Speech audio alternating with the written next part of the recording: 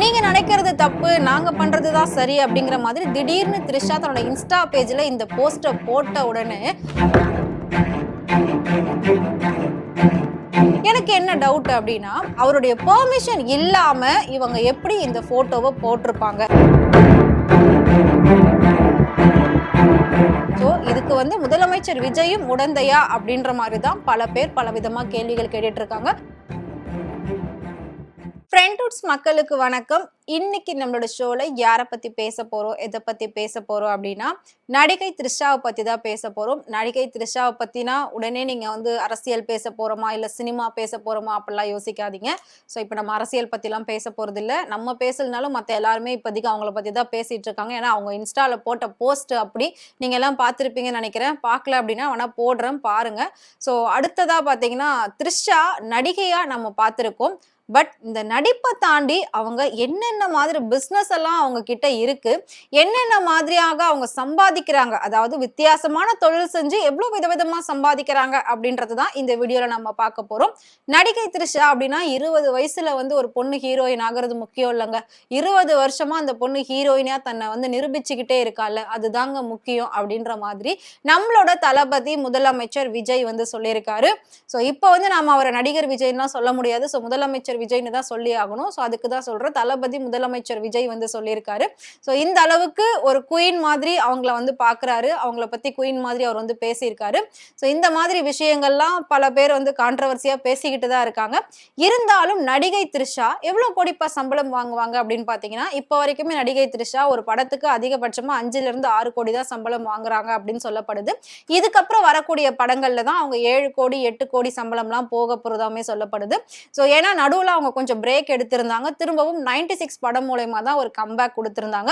அது வரைக்கும் அவங்களுக்கு தமிழ் சினிமாவில் வாய்ப்புகள் ரொம்பவே குறைவா தான் இருந்தது. ஒரு காலகட்டத்தில் வாய்ப்பே இல்லாம இருந்தது.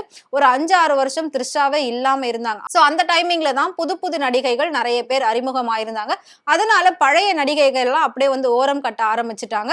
ஸோ அதுல குறிப்பா சொல்லணும் அப்படின்னா நடிகை த்ரிஷா, காஜல் அகர்வால், அனுஷ்கா இந்த மாதிரி பெரிய பெரிய நடிகைகள்லாம் வந்து அப்படியே ஓரம் கட்டிட்டாங்க. இதுல முக்கியமான ஒரு விஷயம் என்ன அப்படின்னா, இவங்க எல்லாம் எவ்வளவுப்பா சம்பளம் வாங்கியிருப்பாங்க, சோ இவங்க வாங்குற சம்பளத்தை விடலாம் புதுசா வந்த நடிகைகள்லாம் கோடிக்கணக்கில் வாங்குறாங்கன்ற மாதிரி ஒரு டாக்கு எப்பவுமே சினிமா வட்டாரத்துல பேசப்படும். சோ அதுல த்ரிஷா எந்த அளவுக்கு சம்பளம் வாங்குறாங்க அப்படின்னா, நான் சொன்ன மாதிரி ஒரு 5 கோடி 6 கோடி மேக்சிமம் இவ்வளவுதான் வந்து வாங்குவாங்க. சோ இப்போ அவங்க நடிப்புக்கு மட்டும் இல்லாம, அதாவது த்ரிஷாவுடைய சொத்து மதிப்பு எவ்வளவு அப்படின்னு பாத்தீங்கன்னா 100-200 கோடி இப்ப இருக்கு அப்படின்னு சொல்லப்படுது. வெறும் 2 கோடி 3 கோடி தானே அவங்க சம்பளம் வாங்கினாங்க, அதுக்குள்ள எப்படி 100 கோடி சொத்து சேர்க்க முடியும் அப்படின்னு நீங்க எல்லாம் கேட்டிருக்கலாம். சோ அவங்க வந்து தமிழை தாண்டி ஹிந்தி, தெலுங்கு, மலையாளம், கன்னடம் அண்ட் பாலிவுட்லயும் ஒரு சில படங்கள் அவங்க பண்ணியிருக்காங்க. இந்த மாதிரி பல மொழிகள்ல அவங்க படங்கள் பண்ணியிருக்காங்க. பட் அதுல படங்கள் பண்ணி மட்டும் அவங்களுக்கு இவ்வளவு சொத்து வரல. சோ த்ரிஷா வந்துட்டு போத்தீஸ்க்கு, அதுக்கப்புறமா ஒரு ஜுவல்லரி ஷாப்க்கு, இன்னும் ஒரு சில காஸ்மெட்டிக்ஸுக்கு எல்லாம் பாத்தீங்கன்னா அவங்க பிராண்ட் அம்பாசிடரா இருக்காங்க. சோ அது மூலயமா அவங்களுக்கு மந்த்லி பல கோடிகள் சம்பளமா வந்துகிட்டு இருக்கு. அவங்க நார்மலா ஒரு நாள் ஒரு ஆட் ஷூட் பண்ணணும் அப்படின்னாலே 2 கோடி ரூபாய் சார்ஜ் பண்றாங்களாம். ஒரு ஆடை நம்ம டிவில பாக்குறோம் அப்படின்னா அது வந்து 30 செகண்ட்ஸ் 40 செகண்ட்ஸ் அப்படிதான் இருக்கும். ஸோ அந்த ஆடுக்காக ஒரு நாள் ஷூட் பண்றதுல அவங்க 2 கோடி 3 கோடின்னு சம்பளம் வாங்குறாங்களாம். இதுல முக்கியமா அவங்க ஜிஆர்டி விளம்பரத்துல தான் வருவாங்க. அதுலயும் அவங்களுக்கு சம்பளம் பாத்தீங்கன்னா 4 கோடி 5 கோடி அப்படின்னு சொல்லப்படுது. அதாவது அந்த அட்வர்டைஸ்மெண்ட் அந்த ஷாப் எவ்வளவு அளவுக்கு யூஸ் பண்றாங்க, அதாவது டிவில எந்த அளவுக்கு அந்த அட்வர்டைஸ்மெண்ட் போய்கிட்டே இருக்கும். ஸோ அதுக்கு வந்து காசு அவங்களுக்கு தனியா ஒரு பக்கம் போய்கிட்டே இருக்கும். கமிஷன் பேஸ்ல வந்து இது பண்ணுவாங்க. ஸோ எவ்வளவு வருதோ பார்ட்னர்ஷிப் அப்படின்ற மாதிரியும் ஒரு சில நடிகைகள் அக்ரிமெண்ட் போட்டுப்பாங்க. இதுலயும் குறிப்பா த்ரிஷா வந்துட்டு இன்டர்நேஷனல் காஸ்மெட்டிக்ஸ்க்குலாம் பிராண்ட் அம்பாசிடரா இருக்காங்க. ஸோ அதுல இருந்து அவங்களுக்கு இன்னும் பல மடங்கு வருமானம் வருது. இது மட்டும் இல்லாம பல தொழில் அதிபர்கள் கூட, அதாவது பல பிசினஸ் மேன் கூட அவங்க ஒரு சில டீலிங்ல இருக்கிறதாவுமே சொல்லப்படுது.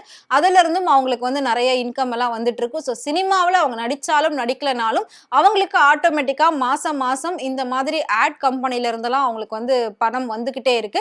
சோ கிட்டத்தட்ட பாத்தீங்கன்னா நடிப்பை தாண்டியே வெளியில த்ரிஷா கோடிகள்ல சம்பளம் வாங்கிட்டு இருக்காங்க. சோ கோடிகள்ல அவங்களுக்கு வருமானம் வந்துகிட்டு இருக்கு முக்கியமா. சோ இந்த மாதிரி எல்லாம் சம்பாதிச்சு த்ரிஷா வந்து 100 கோடி 200 கோடி அப்படின்னு சொல்லி வருமானம் வச்சிருக்காங்க. கிட்டத்தட்ட அவ்வளவு சொத்து மதிப்பு த்ரிஷாக்கு இருக்கு. சோ த்ரிஷாக்கு பல இடங்கள்ல ஒரு சொகுசு பங்களாவும் இருக்கு அப்படின்னு சொல்லப்படுது. சோ அதாவது சென்னையில த்ரிஷா இருக்கக்கூடிய வீடே பல கோடி மதிப்பு அப்படின்னுமே சொல்றாங்க. இதுல முக்கியமான இன்ட்ரெஸ்டிங்கான விஷயம் என்ன அப்படின்னா, கொஞ்ச நாளுக்கு முன்னாடி ஒரு விஷயம் ரொம்பவே கான்ட்ரோவர்சியா போச்சு. த்ரிஷா வந்துட்டு ஏர்போர்ட்டுக்கு போய் இறங்கியிருப்பாங்க. அதாவது இந்த எலக்ஷனுக்கெல்லாம் முன்னாடி ஏர்போர்ட்டுக்கு போயிருப்பாங்க. சோ அவங்க போன அந்த காரு அப்போ வந்து விஜயுடைய காரு அப்படின்னு சொல்லியிருந்தாங்க. அப்போ தளபதி விஜயுடைய காரு அப்படின்ற மாதிரி தான் சொல்லியிருந்தாங்க. சோ அது வந்து விஜயோட கார்லாம் கிடையாது. த்ரிஷாவோட கார் தான். த்ரிஷாவே பல லக்ஸரி கார் வச்சிருக்காங்க. அதாவது ரேஞ்ச் ரோவர், லேண்ட் ரோவர் அப்படிங்கிற மாதிரியான பல கோடி கணக்குல இருக்கக்கூடிய விலை உயர்ந்த கார்களை வச்சிருக்காங்க. சோ அதனால இது வந்து விஜயோட காரு அப்படின்றது கிடையாது. த்ரிஷாவோட கார்ல தான் அவங்க போயிருக்காங்க. ஏன் த்ரிஷாலாம் அவ்வளவு கோடியில கார் வச்சிருக்க மாட்டாங்களா என்ன அப்படின்ற மாதிரி தான் எல்லாருமே பேசியிருந்தாங்க. அது வந்து உண்மைதான். அதே மாதிரி முதலமைச்சர் விஜய் வந்து ஜெட் வச்சிருக்காரு. சோ இத வந்து ஒரு சில டைமிங்ல த்ரிஷா யூஸ் பண்ணுவாங்களாம். அது மட்டும் இல்லாம சோ நானும் சொந்தமா ஜெட் வாங்க போறேன் அப்படின்ற மாதிரி த்ரிஷா யோசிச்சிருக்காங்களாம். நயன்தாரா ஜெட் வச்சிருக்காங்க. அதே மாதிரி நான் வச்சுக்க போறேன், நானும் வாங்க போறேன் அப்படின்னு சொன்னாங்களாம். இதுல இன்னொரு விஷயம் என்ன அப்படின்னா 100 கோடி 200 கோடி சொத்து வச்சுக்கிட்டு இவங்க ஜெட் வாங்கணும் அப்படின்ற மாதிரி யோசிச்சிருக்காங்க. பட் முதலமைச்சர் விஜய் தான் நீங்க தனியாலாம் வாங்க வேணாம், இதையே யூஸ் பண்ணிக்கோங்க, எதுக்கு தனியா வாங்கி வேஸ்ட் பண்றீங்க அப்படின்ற மாதிரி சொல்லியிருப்பாரு. சோ அதனால அவங்க ஜெட் வாங்குற பிளான் அப்படியே வந்து கேன்சல் பண்ணிட்டாங்க. சோ அவங்களுக்கு எதுக்காவது தேவை அப்படின்னா அவருடைய ஜெட்டை தான் இவங்களுமே யூஸ் பண்ணுவாங்களாம். சோ ஜெட் வாங்குற அளவுக்கு அவங்க யோசிக்கிறாங்க அப்படின்னா அவங்க கிட்ட அப்ப எவ்வளவு கோடிகள்ல சொத்து இருக்கும், எவ்வளவு கோடி பணம் இருக்கும் அப்படின்றத நம்மளால வந்து யோசிச்சு கூட பார்க்க முடியல.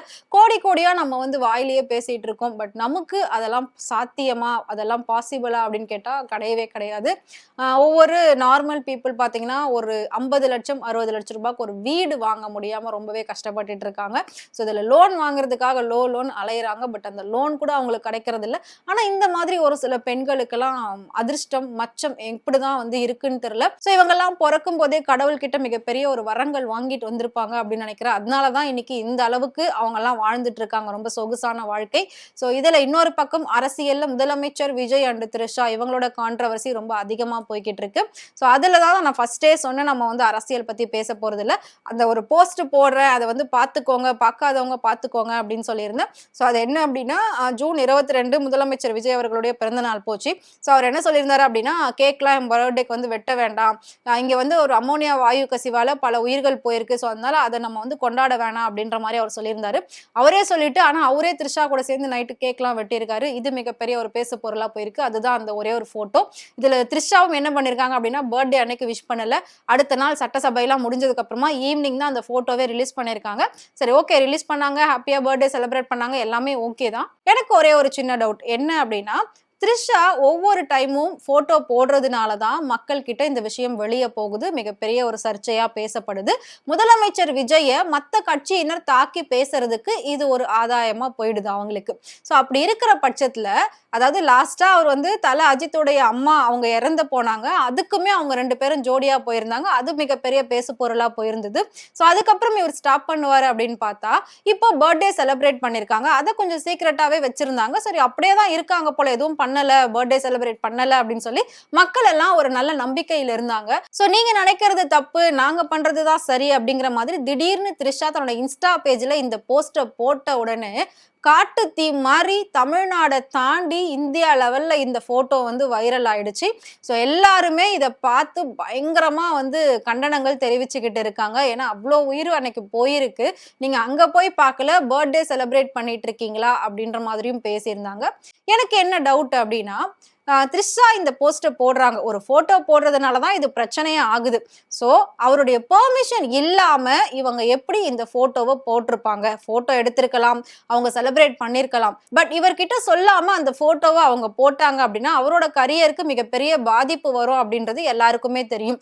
அப்போ அவர்கிட்ட பெர்மிஷன் வாங்கி தான் இவங்க கண்டிப்பா பண்ணுவாங்க. அவர்கிட்ட சொல்லாம அவரை பத்தி இப்படி போட மாட்டாங்க. சோ இதுக்கு வந்து முதலமைச்சர் விஜயும் உடந்தையா அப்படின்ற மாதிரி தான் பல பேர் பல விதமா கேள்விகள் கேட்டுட்டு இருக்காங்க. சோ நாம வந்து தொடர்ந்து பார்க்கலாம் இவங்களுடைய இந்த மாதிரி ஒரு ஃப்ரெண்ட்ஷிப் எங்க போய் முடிய போகுது. சோ இத மக்கள் எப்படி ஏத்துக்க போறாங்க, எப்படி இதை வந்து எடுத்துக்க போறாங்க அப்படின்றத நம்ம வெயிட் பண்ணி பார்க்கலாம். சோ த்ரிஷாவை பொறுத்த வரைக்கும் பல கோடிகளுக்கு அதிபதியா தான் இருந்துட்டு இருக்காங்க, நடிப்பை தாண்டி. அண்ட் சைட் பிசினஸ்ல இருந்து அவங்களுக்கு பல கோடிகள்ல வருமானமும் வந்துகிட்டு இருக்கு. சோ இவங்கெல்லாம் வந்து கோடிகளுக்கு குறைவில்லாம வாழுறாங்க அப்படின்னு தான் நம்ம வந்து சொல்லணும். சோ உங்களுக்கு நடிகை த்ரிஷாவை பிடிக்கும் அப்படின்னு நினைச்சீங்கன்னா மறக்காம அவங்கள பத்தி கமெண்ட்ல சொல்லுங்க. இதே மாதிரி சினிமா பத்தியும் சினிமா நடிகர் நடிகைகள் பத்தியும் டே பை டே இன்ட்ரெஸ்டிங்கான அப்டேட்ஸ் தெரிஞ்சுக்கணும் அப்படின்னு நினைச்சீங்கன்னா மறக்காம ஃப்ரெண்ட்வுட் சேனலை ஃபாலோ பண்ணிக்கோங்க.